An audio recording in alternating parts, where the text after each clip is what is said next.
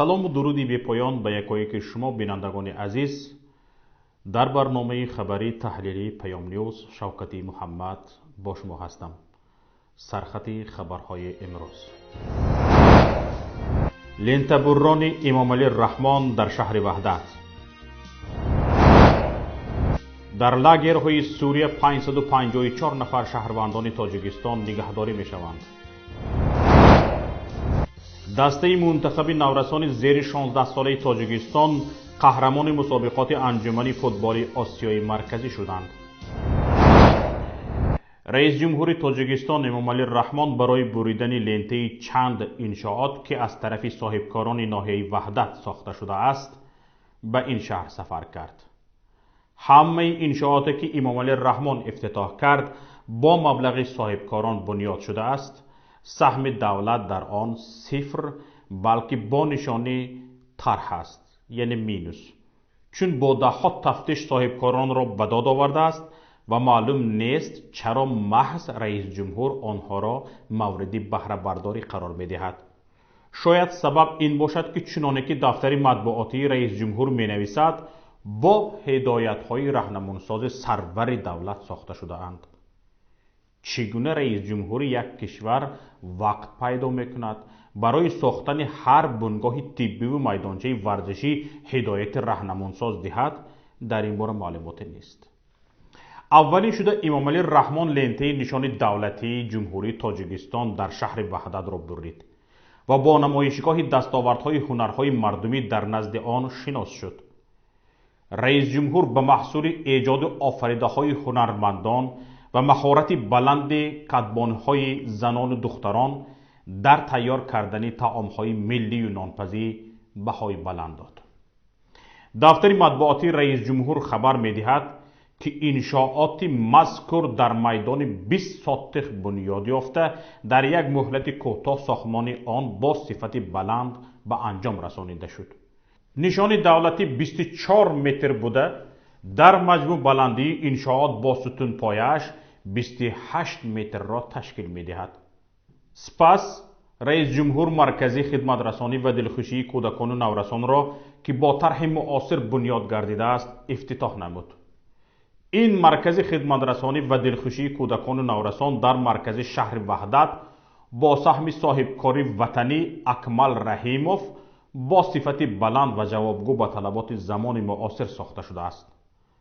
баъдан Эмомалӣ Раҳмон бо кӯмаки қайчияш бинои баландошёнаи истиқоматиро мавриди баҳрабардорӣ қарор дод. ин бинои хуштарҳу замонавӣ бо назардошти нуқтаҳои зиёди хизматрасонӣ аз ҷониби соҳибкор Абдуҳалим Қодирзода бунёд шудааст.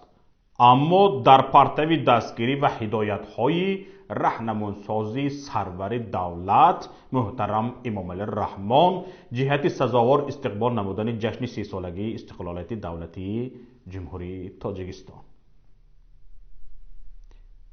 дар даруни нохунак албатта пешвои миллат ҳамчунин бинои маркази адлияро ки дар масоҳати 1785 аз 158 метри мураббаъ бунёд гардидааст, мавриди истифода қарор дод.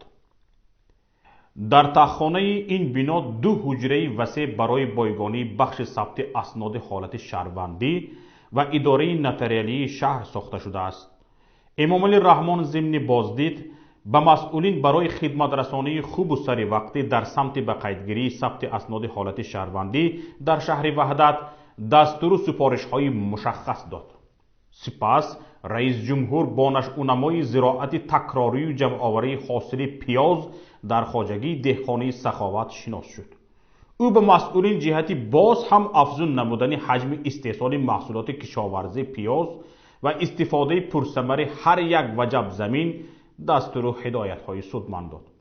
баъди ин Эмомалӣ Раҳмон бо рафти корҳои мунфаршкунӣ дар роҳи нақлиёти автомобилӣ деҳаи меҳроботи деҳотӣ ба номи Бозорбой Бурунов ки аз ҷониби соҳибкори ватанӣ Абдуҳалим Қодирзода иҷро мешавад, шинос шуд. тавре иттилоъ дода шуд, дарозии роҳи мазкур 2 километр буда, паҳноии он аз 6 то 8 метрро ташкил медиҳад. дар ин ҷо ҳам ӯ ҷиҳати минбаъд низ иҷро намудани чунин корҳои ободонии созандагӣ از دادن توصیه و مصلحت‌های مفید خودداری نکرد. رئیس جمهور مؤسسه تحصیلات میانه عمومی رقم 3 را مورد بهره برداری قرار داد که برای 1300 نفر خواننده در 2 بست پیش بینی گردیده از جانب برادران سعداللهیف ها ساخته شده است. البته در دایره دستور و هدایت‌های پیشوایی معظم ملت. اینش را دفتر مطبوعاتی رئیس جمهور خبر نمی‌دهد، اما طبق اطلاع منابع پیام برای ساختمان نشان دولتی جمهوری تاجیکستان در شهر وحدت صاحبکاران خواجگی‌های دهقانی، شرکت و کارخانه‌ها و حتی امامان مساجد از 300 تا 5000 سامانی سهم گذاشتند. بعد بریدن این همه لنته ها رئیس جمهور به سمت دهه پاکرود رهسپار شده تحفه رئیس وحدت امیرزاده رحمان را در شکل یک استراحتگاه قبول کرد. این همه حیگیر و حیوان در حالی است که در یک خود شهر وحدت صدها صاحبکار داد از دست گدایان منصبدارگویان بعد ساختمان ورزشگاه مرکزی شهر وحدت سال 2017 فعالیت صاحبکاری را قطع نموده رو به مهاجرت آورده بودند. این ورزشگاه که روز تجلیل عید وحدت سال 2017 به استفاده داده شده بود، اعلان شده بود که با مبلغ 47 میلیون سامانی نزدیک به 5 میلیون دلار از حساب بودجه محلی شهر وحدت و 20 میلیون سامانی معادل 2 میلیون 120 هزار دلار از حساب مبلغ‌های جمهوریوی ساخته شده است. مگر باور کردنی است که یک شهر از بودجه خود برای ساختن ورزشگاه 5 میلیون دلار صرف کرده است؟ انیق است که گدایان منصبدار مردم را خانه خراب کردند. روزنامه‌نگار شهرت رحمت الله فرزند زندانی سیاسی رحمت الله رجب که به 28 سال زندان محکوم شده است، از وکالتداری حقوق انسان در تاجیکستان و ائتلاف ضد شکنجه خواست تا به زندان رقم 1 دوشنبه رفته از حال پدرش خبر گیرند. در این باره و مختصر از دیگر خبر و رویدادها همکارمان صفیه گزارش می‌دهد.